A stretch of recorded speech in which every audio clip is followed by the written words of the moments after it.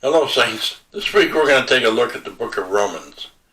You know, Romans almost didn't get written, but Paul had never been to Rome, and he was planning to go there, and so he wrote the letter to the Romans as his way of introduction. And in it, he gives us a detailed account of what the gospel is, and so we're very grateful for it. In fact, Martin Luther had said that this epistle is the chief part of the New Testament and the very purest gospel. He went on and said, it can never be read or pondered too much. And the more it is dealt with, the more precious it becomes, and the better it tastes. In Romans 1, Paul tells us what he's going to do. He tells us he's going to preach the gospel. This is very important because this is his whole thesis. You know, you've heard of people with a hobby horse.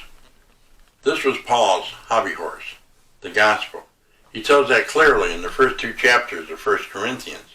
Take a read over those. In chapter 2, verse 2, he says, I vow to know nothing among you save Jesus Christ and him crucified. It is all about the message of the cross.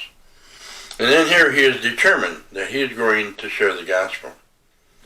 So he concludes down at the end of the chapter, or towards the end of his introduction, in verses 16 and 17, just how important it is.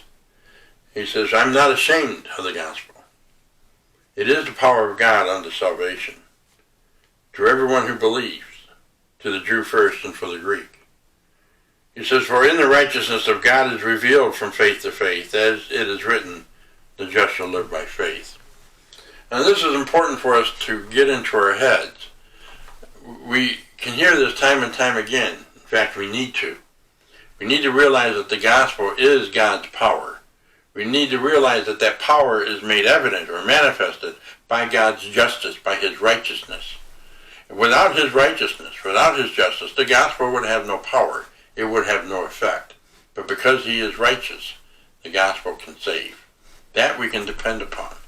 And as he says here, this righteousness that manifests the power of the gospel is revealed. How? In people.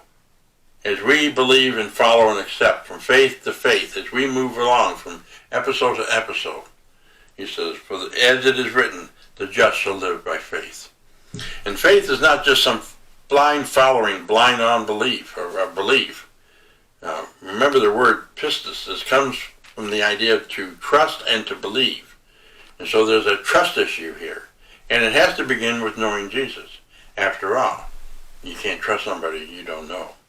So it's very important for us to know who Jesus was, what he did, in order for us to trust the gift that he's given us. This is why it's important to spend time in the Gospels. It gives us not just a story, a biography of who Jesus is, but what he did, what he came to the earth to do.